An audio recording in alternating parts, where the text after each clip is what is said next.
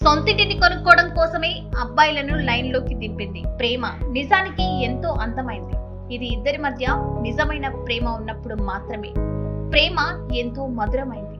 ఇది ఇద్దరి మనసులు ఒకటి ముడి వేసుకున్నప్పుడు మాత్రమే. కానీ ఈ రోజుల్లో నిజమైన ప్రేమ ఉందా అంటే అది ప్రశ్నార్థకమే.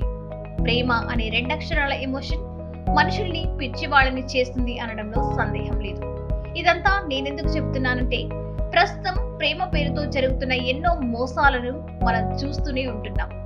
మానవ సంబంధాలు రోజు రోజుకి విలువలు కోల్పోతూ కేవలం అవసరాలకు మాత్రమే వాటిని వినియోగించుకుంటున్నారు.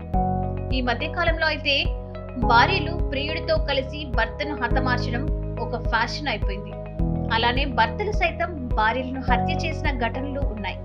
ఈ పరిస్థితుల్లో ఓ యువతి ప్రేమ పేరుతో ఘరానా మోసమే చేసింది. ఒక్కరు కాదు, ఇద్దరు కాదు, ఏకంగా 20 మంది బాయ్ ఫ్రెండ్స్ ని బురిడి కొట్టించింది.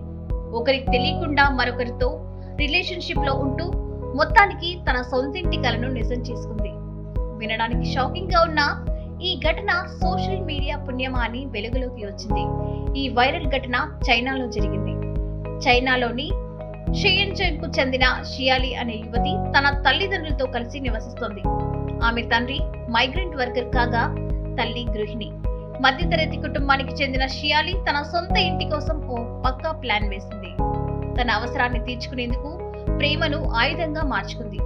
ఏకంగా 20 మంది బాయ్ ఫ్రెండ్స్ తో ప్రేమలో ఉన్నట్లు నటించింది. ఒక్కొక్కరి నుంచి ఐఫోన్ గిఫ్ట్ గా పొందింది.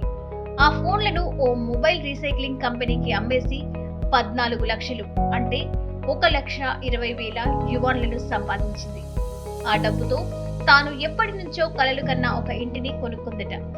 ఈ వార్త ఎలా బయటకు వచ్చిందో తెలియకపోయినా ప్రపంచవ్యాప్తంగా సోషల్ మీడియాలో వైరల్ అవుతుంది.